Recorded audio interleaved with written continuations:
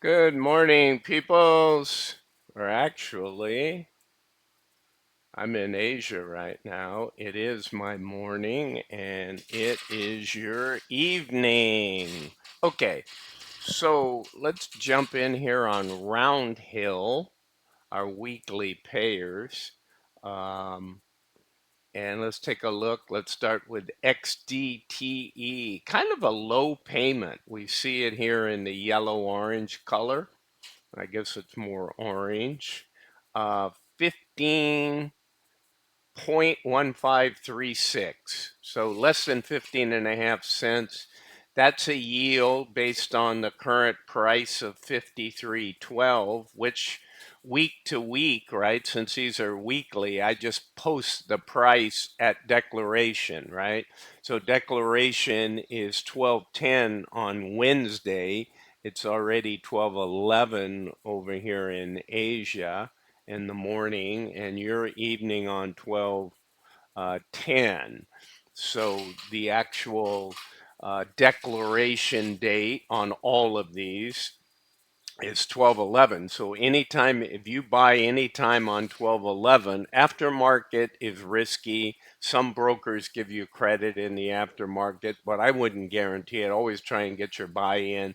If you're adding or a first-time purchaser, buy on declaration day, not after hours. Sometimes you get it, sometimes you don't. Okay.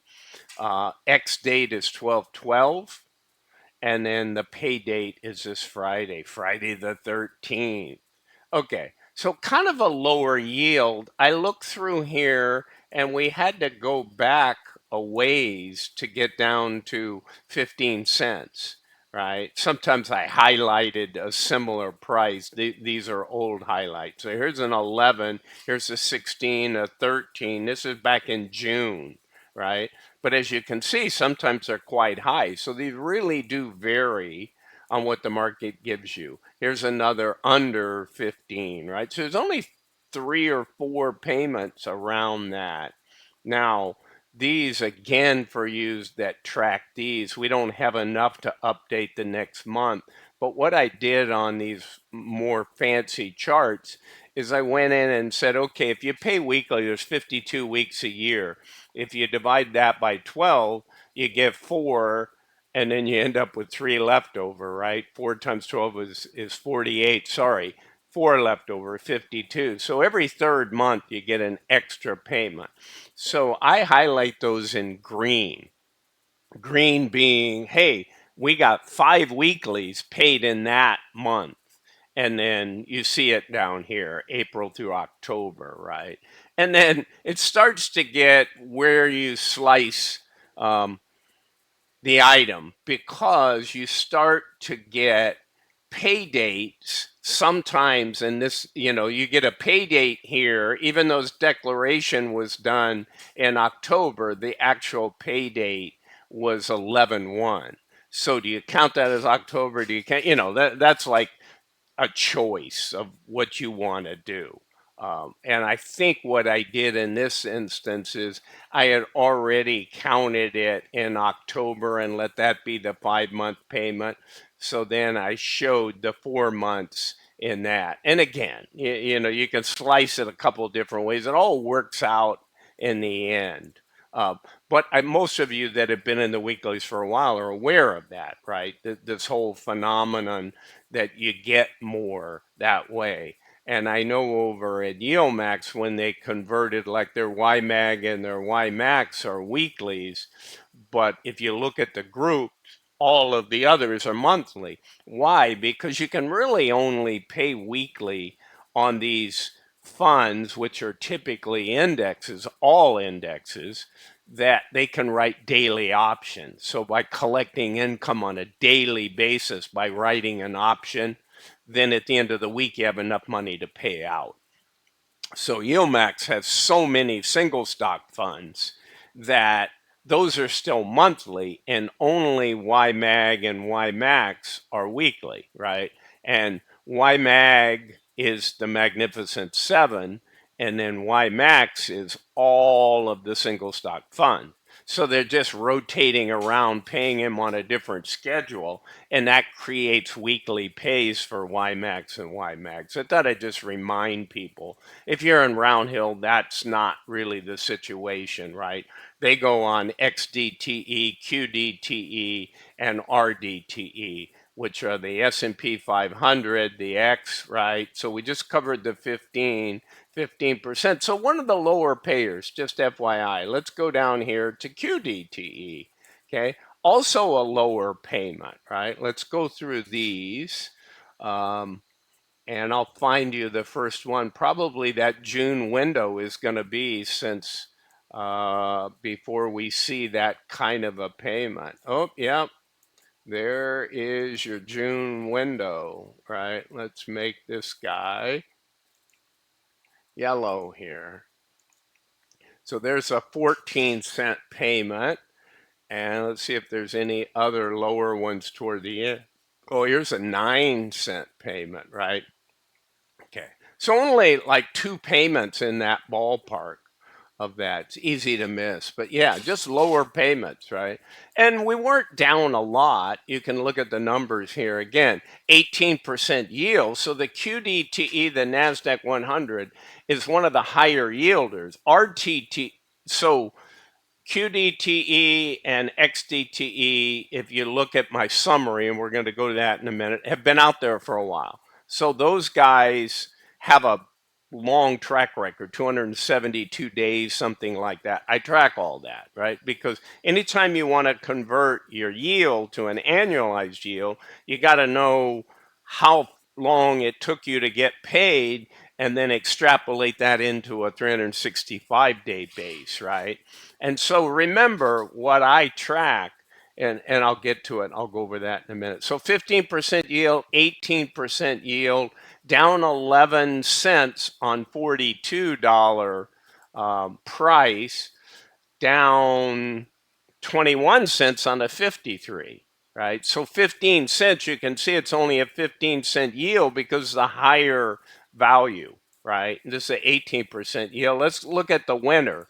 So the winner, look at this. This is nice. This is, other than that guy, there's only 2 payments that were higher. There was a 38-cent payer and a 41-cent payer. Now, again, smaller base, guys, right? No question about that. Smaller base. Also down 67 cents. So overall, this one is negative, right?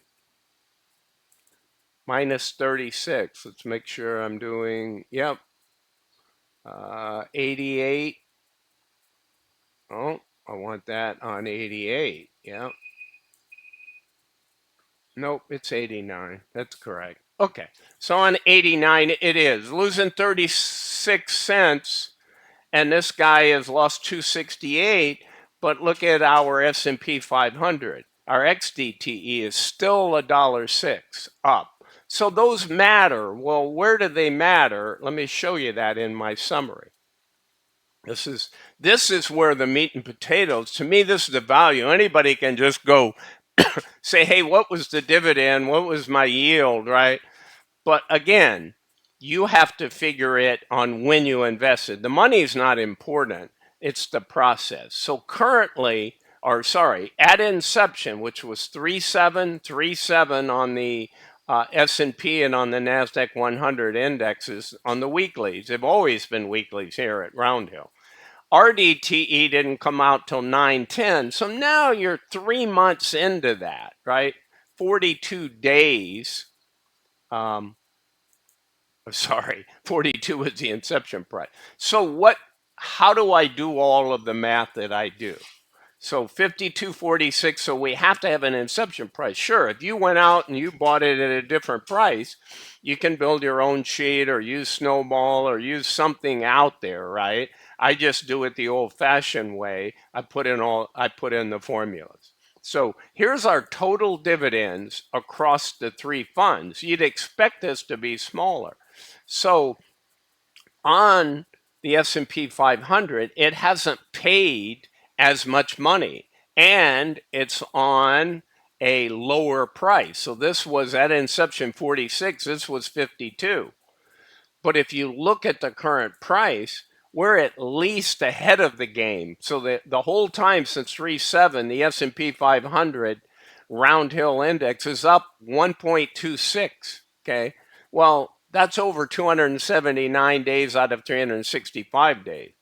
So when I do the math, I get an actual that 126 gets bumped up to 1.65.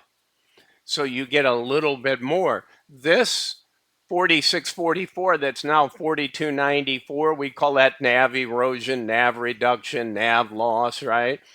That says we have a 9.86% annualized decline, an actual 279 days, 7.54. So let's compare these two, then we'll jump into RDTE, which is on a smaller sample size.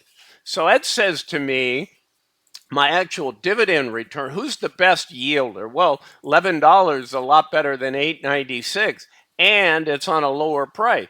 So my dividend return, although it's still a positive return, is 1708. Is that the whole story? No, because I had a 1.65. I actually gained some in the underlying. I don't have to sell it. It's what we call a paper gain, but it's real. You know, if you go and you add your assets and your liabilities, it's going to count as an asset, right? So you have a total return of a dividend of 22.35, and look at this. So you're almost you're 9% better, but you're like 10 almost lower. So when you actually come over to total return, the S&P 500 has outperformed slightly, right? 24% to 21.5 if you want to get them to their medium. So it's 2.5% better, okay, of a total return. Yet on your dividend, annualized dividend. So some of you argue, yeah, but I got the use of that money and I did other things. But don't you still have to look at total return? Who's the winner by far? But is it apples to apples? Not exactly, because their dividend return is only $3.08. Why? Because they've had much fewer distributions over 92 days than somebody who gets paid weekly over 279 days. But if you just take their actual dividend annualized, then you're getting a 36% yield versus a 31. So the lowest yielder is the S&P 500. The highest yielder is RDTE, the Russell 2000. So again, someone can wonder to say, but 92 isn't such a small base. You know, the first one or two payments, anything can really get skewed. Eventually, these guys all catch up, right? So I'm saying that it's a 60% total return. Now, again, things shift, right? We buy sectors when they're undervalued. What happened with the Russell 2000, it just simply was undervalued. You used to look every day at AI, although it's still kind of hot again now. And it seemed like the NASDAQ 100 and AI was just FOMOing constantly until it isn't, right? And that's what you call sector swings, and you can swing trade, you can do all kinds of things. Another thing to point out here, so there's my ultimate analysis, right? So if you want to be an active investor, you can switch around. When something becomes super undervalued, go in and buy it or put some funds in there. And then when you get overvalued, switch out. I mean, Warren Buffett, a lot of smart investors have done this stuff to the nth degree. Nowadays, you have so many algorithms in the market. Intraday, you see craziness, right? It just, PLDT or PLDT. Sorry, that's a telco over in Asia, but Palantir, right? So you look at, I think of just how FOMO'd into it was, right? I think it was 87 yesterday and it got slammed down. I didn't see the close because I'm on Asia time right now. So I typically see in my evening the first few hours of the market. The other thing to point out, yesterday, I didn't want to do a video for a single, so I just pointed out here. here is your XPay. I really like this, right? So this is one of those funds that they're targeting return of capital. Guys, on a tax basis, return of capital is much better. You don't get taxed like ordinary income. You go out to yield max, sure, some of the funds have, 60% is ROC on NVIDIA.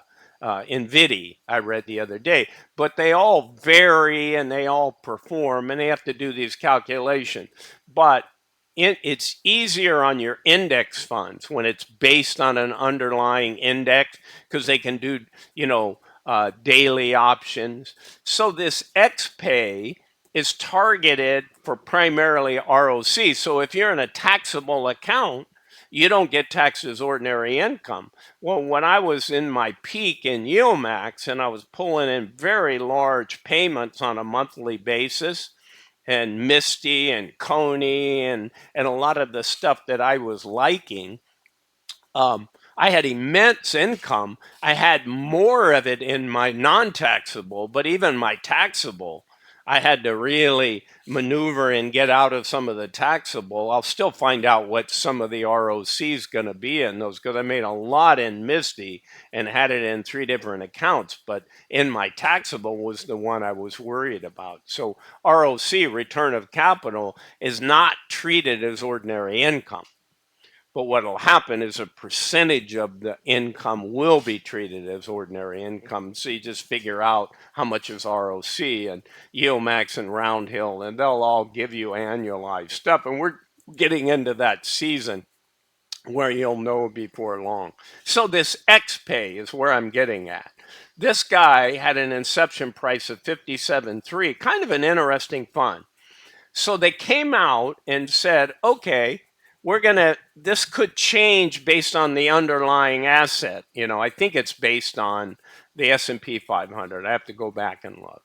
So it's been 41 days, but they're going to project out a quarter or two in advance and say, this is what we're going to pay. And they're targeting a 20% annual payer, just like EOMax and some of the other funds has these Defiance has some T funds, right? Targeted at 20% because everybody was hating on the big NAV losers, right? Nothing worse than buying a stock at 20, having it go to $8, and they go, yeah, but you're getting 75% yield.